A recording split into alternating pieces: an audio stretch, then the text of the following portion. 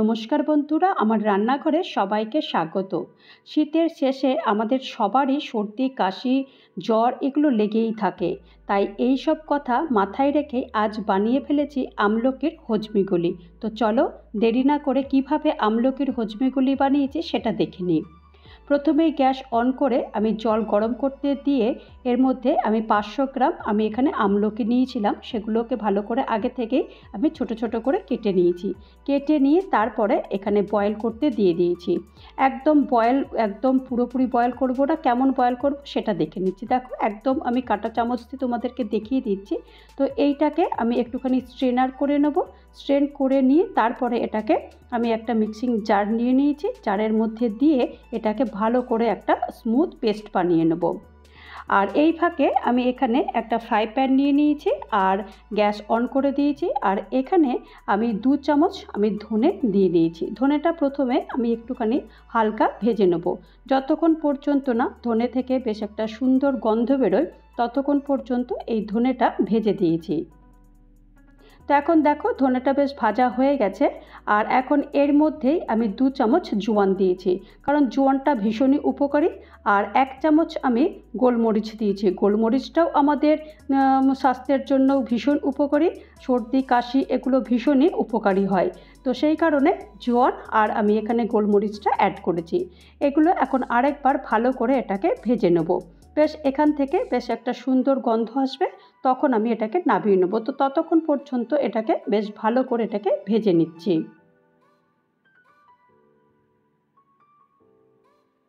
এখন এগুলো ভাজা হয়ে গেছে। আর এখন এগুলো এরকমভাবেই রেখে দেবো, যখন একটু ঠান্ডা হবে তখন এটাকে পেস্ট করে নেব। তো দেখো আমি ঠান্ডা হয়ে যাওয়ার পর তারপর এটাকে আমি পাউডার বানিয়ে নিয়েছি। তো পাউডারের মধ্যে আমি এখানে আমার আগে থেকেই ভাজা জিরের গুঁড়ো ছিল, তো সেই ভাজা জিরের গুঁড়োটা আমি এখানে 2 চামচ মতো দিয়ে দিয়েছি। তোমাদের কাছে যদি ভাজা জিরের গুঁড়োটা না থাকে তাহলে তোমরা যখন আমি ভাজছিলাম তখন ওখানে 2 চামচ গোটা জিরে দিয়ে এটাকে গ্রাইন্ড করে নেবে। তো এখন মশলাটা রেডি হয়ে গেছে। আর এখন আমি গ্যাসে আবারও কড়াই বসিয়ে দিয়ে আমি যে পেস্টটা করে রেখেছিলাম আমলকির, সেই পেস্টটা এখন দিয়ে দেব। এর মধ্যে কিন্তু আগে থেকে আমি কিছুই দিইনি, শুধুমাত্র পেস্টটা দিয়েছি। পেস্টটা দিয়ে তারপরে এরকম ভালো করে এটাকে আমি এরকম নেড়ে নেড়ে এটাকে একটু শুকনো করে নেব। আর যতক্ষণ এটা শুকনো হচ্ছে ততক্ষণ আমি এখানে গুড় নিয়েছি। গুড়টা পরিমাণ মতো নিতে হবে, যতটা তোমরা গুড় মানে মিষ্টিটা খেতে চাও ঠিক ততটাই তোমরা দিও। আমি এখানে আমার যতটুকুনি আমলকি নিয়েছি সেই হিসেব করে দেখতে পারলে আমি এখানে মোটামুটি হাফ কাপ মতো আমি গুড় নিয়েছি। আর গুড়টা আমি এখানে ভেলি গুড় নিয়েছি। আর ভেলি গুড়টা দিলেই বেশি ভালো হয়, আর কালারটাও কিন্তু বেশ একটু সুন্দর আসে। তোমরা তবে যে কোনো গুড়ই নিতে পারো। আর এখানে পারলে তোমরা চিনিও ইউজ করতে পারো, কারণ চিনিটা তো হেলদি নয়, সেই কারণে চিনিটা ইউজ করিনি। আর এরই ফাঁকে আমি 1 চামচ বিট লবণ দিয়ে দিয়েছি। বিট লবণটাও কিন্তু আমাদের স্বাস্থ্যের পক্ষে ভীষণই উপকারী, হজম শক্তিতেও খুব উপকার হয়। আর এখন আমি এখান থেকে 2 চামচ মশলা দিয়েছি আর 1 চামচ আমি আমচুর পাউডার দিয়েছি। আমচুর পাউডারটা দিলে আমলকির যে একটা কষ মতো থাকে সেই কষটা থাকবে না। আর টেস্টটাও কিন্তু বেশ ভালো হবে, বেশ একটু টকটক মতো হবে, বেশ ভালো লাগবে খেতে। তো এখন সব উপকরণগুলো দিয়ে এখন বেশ ভালো করে এটাকে নাড়তে হবে। যতক্ষণ পর্যন্ত না একদম শুকনো হয়ে যায় ততক্ষণ পর্যন্ত এইভাবে নাড়তে হবে। তো নাড়াটা একটু কষ্টের ব্যাপার, কিন্তু এইটুকুনি কষ্ট করলে দারুণ সুন্দর হজমিগুলি তৈরি হয়ে যাবে। আর এই গলিগুলো দেখো বাড়িতে যদি থাকে তাহলে কিন্তু আমরা সকালে বিকেলে যখন ইচ্ছা তখন কিন্তু এমনিও খেয়ে নিতে পারি, অথচ এমনি খেতে খেতেও কিন্তু বেশ আমাদের কিন্তু উপকারীও লাগবে। তো দেখো নাড়তে নাড়তে কিন্তু অনেকটাই একদম শুকনো হয়ে গেছে, কড়াই থেকে দেখো একদম কিন্তু ছেড়ে যাচ্ছে একদম।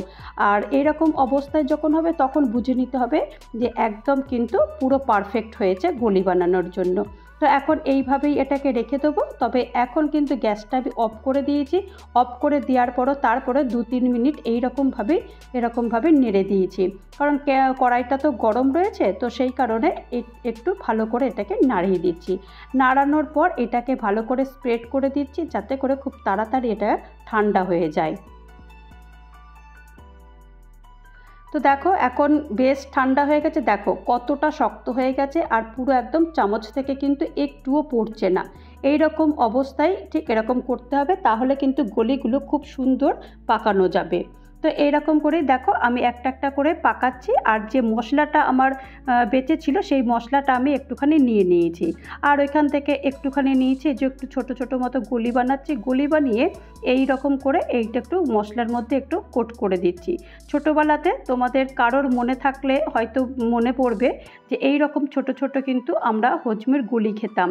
আর এক এক সময় ভাবতাম যে এগুলো কি কাঠের গুঁড়ো দেওয়া নাকি কে জানে, আমার তো খুবই মনে হতো যে এগুলো বোধহয় কাঠের গুঁড়ো দেওয়া, কিন্তু না, এখন বুঝতে পারি এগুলো কাঠের গুঁড়ো না, এগুলো হচ্ছে মশলা।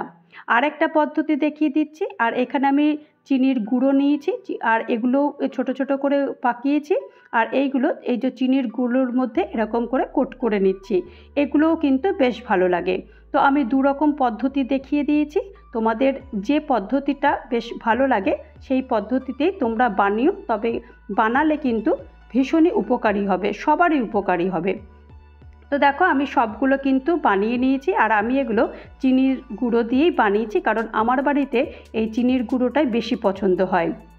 তো তৈরি হয়ে গেল আমার আমলকির হজমিগুলি। এই আমলকির হজমিগুলির রেসিপিটা যদি তোমাদের কারোর ভালো লাগে তাহলে অবশ্যই একটা লাইক করো, কমেন্ট করো, পারলে আমার চ্যানেলটা সাবস্ক্রাইব করে আমার পাশে থেকো। আর যারা নতুন বন্ধু হয়ে আমার চ্যানেলে ভিজিট করেছো তাদেরকে অজস্র ধন্যবাদ। আর যারা এখনও পর্যন্ত চ্যানেলটা সাবস্ক্রাইব করোনি তাদেরকে অনুরোধ করব চ্যানেলটা সাবস্ক্রাইব করতে। ভালো থেকো, সুস্থ থেকো, আর আমার চ্যানেলের সাথে থেকো। নমস্কার।